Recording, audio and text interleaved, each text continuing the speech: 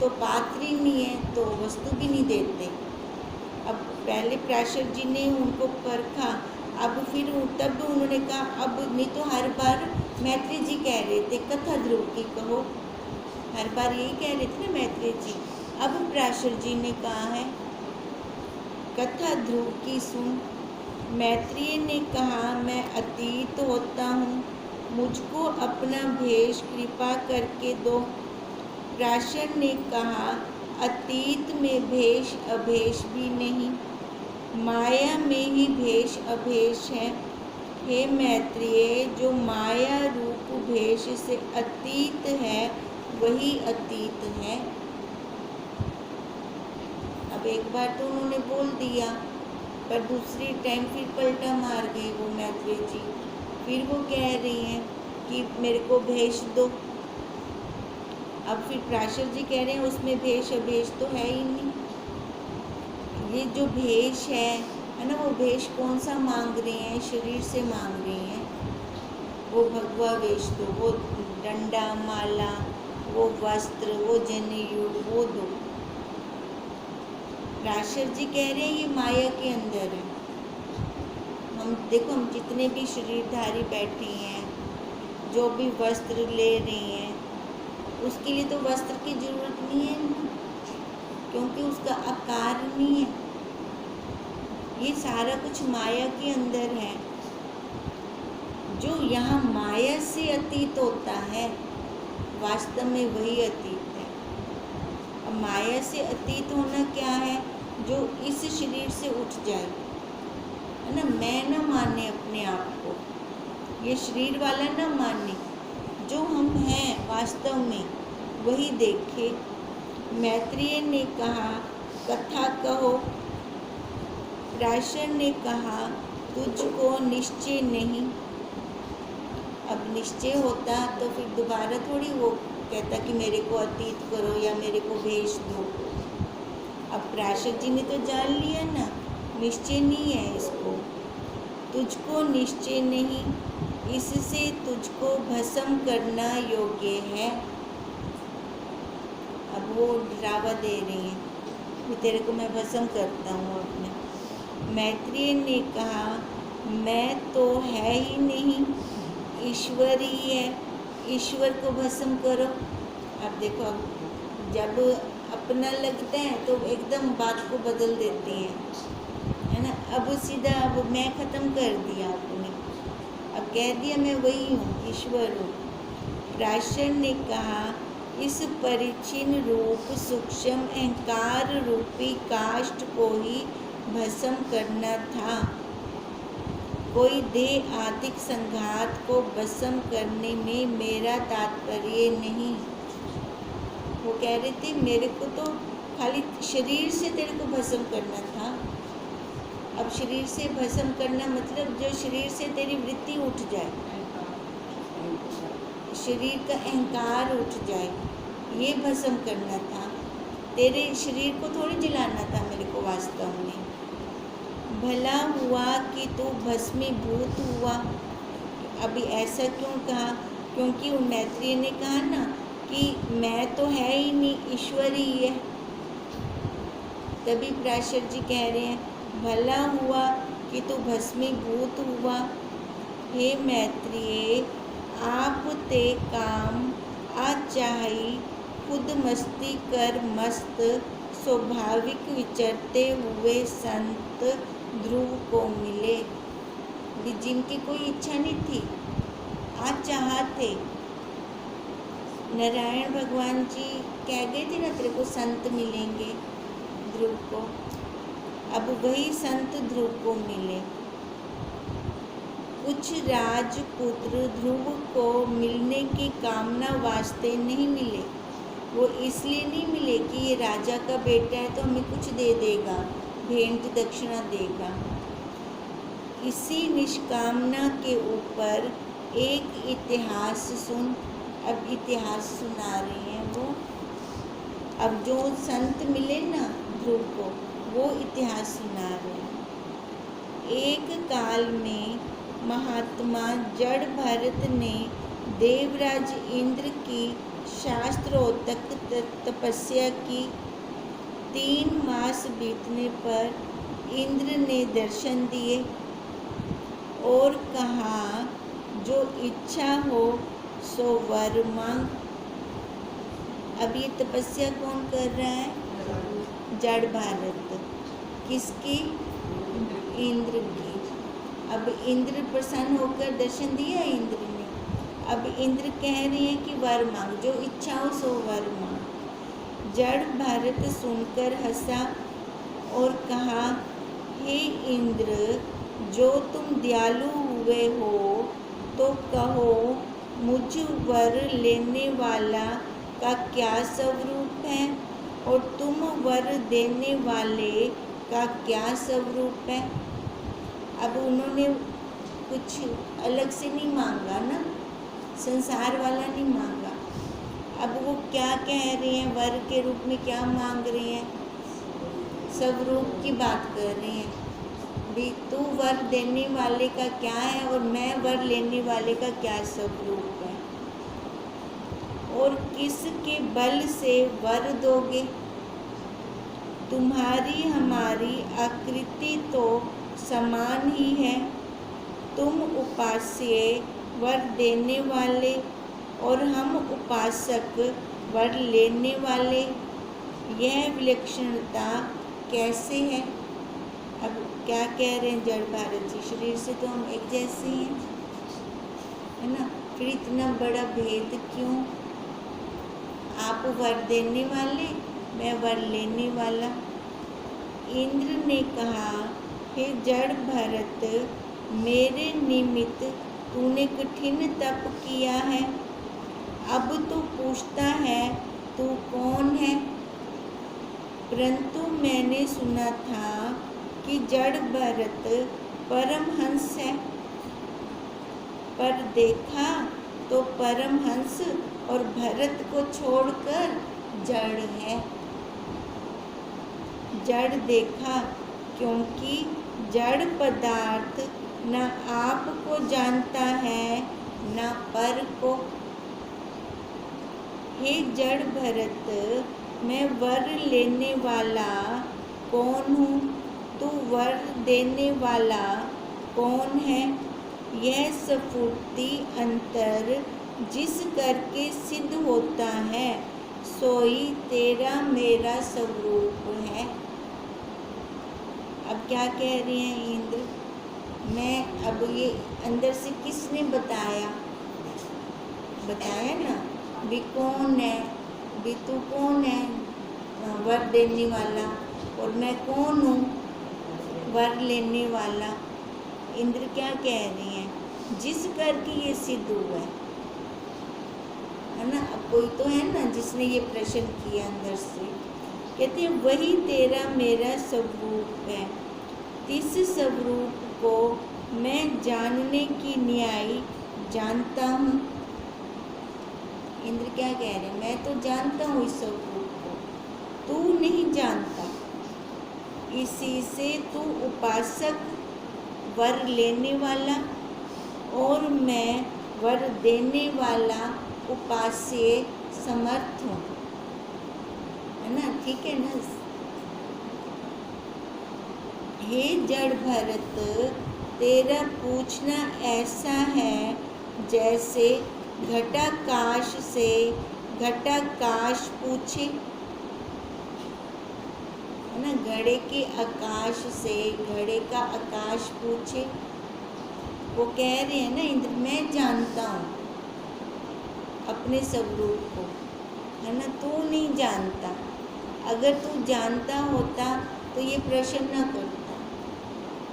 तेरा पूछना ऐसे है जैसे घड़े के आकाश से घड़े का आकाश पूछे, जैसे समुद्र के तरंग से तरंग पूछे, जैसे अग्नि के चिंगारे से अग्नि का चिंगारा ही पूछे, जैसे स्वपन नर से पूछे, सो सब अयोग्य है कहो। क्योंकि उन्होंने कहा ना जड़ भारत ने, आप भी वो शरीर वाले, मैं भी वो शरीर वाला, तो फिर इंद्र कह रहे हैं फिर प्रश्न क्यों कर रहे हैं, है ना। तू नहीं जानता अपने स्वरूप को, तभी प्रश्न कर रहे हैं। और तेरा ये प्रश्न कैसे हो रहा है, जैसे अग्नि से अग्नि पूछे, तरंग से तरंग पूछे, स्वपन नर से स्वपन नर पूछे। कहो सर्व प्रकार करके पूछने वाला तथा जिससे पूछता है, तीन दोनों का एक ही स्वरूप है, उपाधि दृष्टि से भी और उपहित नाम उपाधि वाले आत्मा की दृष्टि से भी। देखो उपाधि दृष्टि से कैसे, वही शरीर आकार लिया हुआ है ना, उपाधि से भी उनका जड़ भारत नाम हो गया उस आकार का, और उस आकार का उनका इंद्र नाम हो गया, है ना। ये हो गया उपाधि से। अच्छा उपहित से, अब उपहित से तेरे अंदर भी वो साक्षी चैतन्य है, मेरे अंदर भी वो साक्षी चैतन्य है। तू कौन है, मैं कौन हूँ, ऐसा पूछना वहाँ होता है जहाँ विलक्षणता होती है। कुछ हम अलग अलग हों फिर तो बनता है ये प्रश्न, है ना। जब हम अलग अलग ही नहीं हैं, एक जैसे हैं, तो फिर वो प्रश्न ही नहीं बनता। अब अलग अलग कैसे, देह से, है ना। देह से हम अलग अलग हों फिर तो बनता है। ना हम देह से अलग हैं, ना उस साक्षी सत्ता से अलग है, हम दोनों का सेम है। ऐसा पूछना वहाँ होता है जहाँ विलक्षणता होती है। विलक्षणता बिना इस प्रश्न का पूछना मूर्खता है। आपको तूने क्या पंचभूत रूप जाना है व चैतन्य रूप जाना है। देखो हम अपने आप को क्या जानते हैं, ये सबसे ज़्यादा महत्वपूर्ण बात है। हम अपने आप को ये नाम रूप आकार वाला जानते हैं जो किसी का दिया हुआ है, या जो हम हैं वास्तव में हम वही जानते हैं ना। ये बहुत मायने रखते हैं हमारे लिए। अगर हम जो हैं वास्तव में उस वही जानते हैं तो कोई दुख नहीं है, कोई विक्षेपता नहीं है। अगर ये नाम रूप आकार जानते हैं तो दुखों की कोई निवृत्ति नहीं कर सकता। कोई दुख हमारे खत्म नहीं हो सकते। क्यों नहीं खत्म हो सकते? आकारों में उपाधि में दुख ही दुख है ना। एक उपाधि गई तो दूसरी आ गई। दुखों की निवृत्ति नहीं हो सकती हमारी। अब आकार है तो वो उपाधि नाम रूप सारा कुछ आ जाएगा। अब वो अच्छा है, मज़ेदार है। कोई आकार ही नहीं लेता, कोई आकार नहीं लेता ना, इसलिए छूटा पड़ रहा है। इसलिए उसका खाली बस एक में वही सत्ता, स्टील की चद्दर बस। अब उस स्टील की चद्दर से क्या व्यवहार करोगे? कोली प्लेट गिलास बनेगी तो व्यवहार होगा ना। स्टील की चद्दर से होगा व्यवहार? नहीं। अब हम क्या कोली बने बैठे हैं, प्लेट बने बैठे हैं, गिलास बने बैठे हैं, कोई चाहे तो गिलास को उधार मारे, है ना। वो तो उनके हाथ की बात हो गई। अब ऐसे अगर मैं स्टील की चद्दर बन जाती हूँ तो कोई मेरे अंदर व्यवहार ही नहीं रहता। अब यही बात कह रही हैं, कोई अपनी विलक्षणता हो तो पूछो। अगर इस प्रश्न को पूछते हो तो ये मूर्खता है। आपको तूने क्या पंचभूत रूप जानना है व चैतन्य रूप जानना है, दृश्य व दृष्टा रूप, सत्य व असत्य रूप, कार्य व कारण रूप जाना है, व कल्पित व अधिष्ठान रूप जाना है, अथवा अन्य को तूने पंचभूत से बिना जाना है व चैतन्य से बिना जाना है, व दृश्य दृष्टा के बिना व कल्पित व अधिष्ठान रूप बिना व कार्य कारण से बिना व सत्य असत्य से बिना देखा है।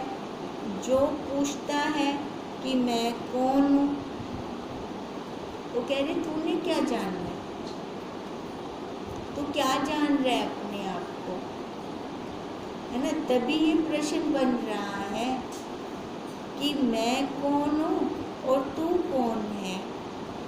हे बुद्धि खोए जान जो मैं ही हूँ, सर्व रीति से सर्व सृष्टि मेरा ही स्वरूप है, अन्यथा नहीं। अब क्या कह रहे हैं, गाली दे रहे हैं, बुद्धि खोई। तू यही जान कि सर्व रीति से मैं हूँ, मेरे से अलग कुछ दूसरा है नहीं, सारा ही मैं हूँ। पूर्व कहे जल तरंग आदिक दृष्टांत की न्यायी हे जड़ भरत संतों का संग कर। अब पूर्व कहे जल तरंग के दृष्टांत की न्यायी। अब जल तरंग का दृष्टांत क्या था कि वो भी जल है, तरंग भी जल ही है। अगर तेरे को ये समझ नहीं आता कि तरंग जल कैसे है, तो संतों का संग कर। तो संतों का संग कर जो अपने स्वरूप को फिर जाने। जड़ भरत ने कहा उपदेश करो। अब उन्होंने कहा ना संतों का संग कर जो अपने स्वरूप को जानना चाहते हैं। तो और फिर जड़ भरत क्या कह रहे हैं इंद्र को, आप ही तो संत हो, आप ही उपदेश करो। इंद्र ने कहा उपदेश यही है कि कल्पित नाम रूप त्याग के अपने सहित सर्व नारायण जान। अगर हम अपना नाम रूप त्याग दें तो हम क्या हैं, वही है ना, वही साक्षी है। अब अगर मैं वही साक्षी हूँ तो माँ कहाँ गई, बहन कहाँ गई, पत्नी कहाँ गई। अगर सही ईमानदारी से जाने तो खाली कहने मात्र को बोल दें मैं वह साक्षी, मैं वो सत्ता, तो क्या कल्याण हो जाएगा? अपना कल्याण नहीं होगा।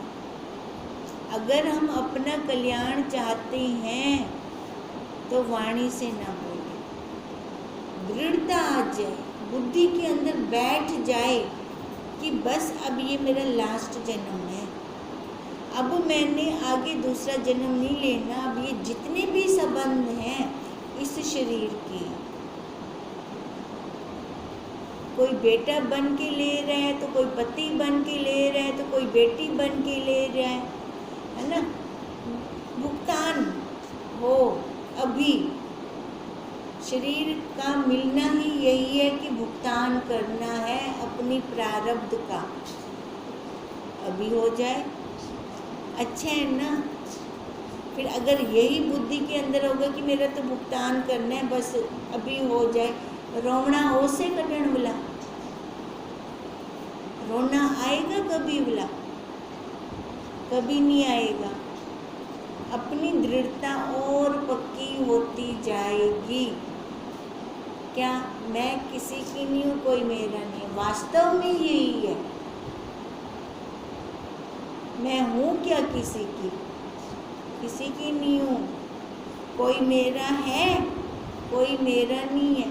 यहाँ तक ये शरीर भी है ना। इस शरीर से नज़दीक और क्या होगा? जब ये मेरा ही नहीं है, बात ही ख़त्म। तो मैं वही हूँ, उसका रहने का ये घर बना हुआ है। भगवान जी से यही प्रार्थना, जब तक ये घर बना है ना, इसका कल्याण हो जाए। इस घर के नाश होने के बाद कल्याण नहीं होगा, अभी कल्याण हो जाए हमारा। अब यही बात कह रही हैं कि हम अगर ऐसे जानते हैं कि सारा वही नारायण है, कल्पित नाम रूप त्याग कर अपने सहित, देखो नाम रूप पर बैठेंगे तो वहाँ तक नहीं पहुँच सकेंगे, और ना ही हमें कोई पहुँचा सकता है। अगर इस कल्पित नाम रूप का त्याग करते हैं तो वही बचा, फिर वही है, वही सर्व नारायण है। जैसे समुद्र के तरंग का, जल को थोड़ी पता है कि ये तरंग है, वो आपने तो जुदा थोड़ी समझता है उसको, है ना। उसने तो उसको वही जल जानना। अब तरंग ही अपने आप को तरंग मानी बैठी है, तो उसमें कसूर तो तरंग का है। अब वो ब्रह्म हमें अपने से जुदा नहीं मानता। हम ही अगर ये नाम रूप आकार वाला मानकर बैठ जाएं, इसमें उस ब्रह्म का क्या दोष? उसने थोड़ी अपने से जुदा किया मेरे को, जुदा तो मैं स्वयं हो रही हूँ। अगर मैं जुदा स्वयं हो रही हूँ तो मिलूंगी भी स्वयं, कोई और भी नहीं मिला सकता मेरे को। जैसे समुद्र के तरंग का उपदेश यही है कि नाम रूप त्याग के आप सहित सर्व तरंगों को जल रूप जाने।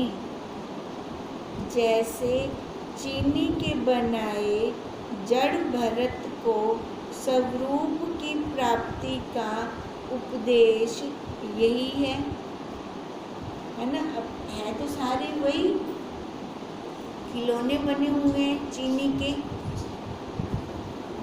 आकार अलग अलग है ना, पर मिठास तो एक है। ऐसे ये आकार अलग अलग है पर मिठास एक है। अब जड़ भरत जी ने इंद्र से ये क्वेश्चन किया था ना, तू कौन है वर देने वाला, मैं कौन हूँ वर लेने वाला। तभी उन्होंने कहा है बुद्धि खोए। हम तरंग से पूछती है, अग्नि से पूछे, है तो हम वही दोनों एक ही हैं, है ना। तो भेद कहाँ से हो गया? तू नहीं जानता इसलिए तो उपासक, मैं जानता हूँ अपने स्वरूप को इसलिए मैं उपास्य।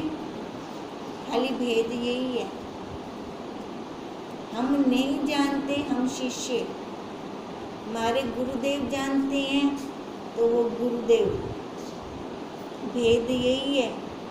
और अगर देखें तो जैसे वो वैसे ही हम, है ना, स्वरूप से हम एक हैं।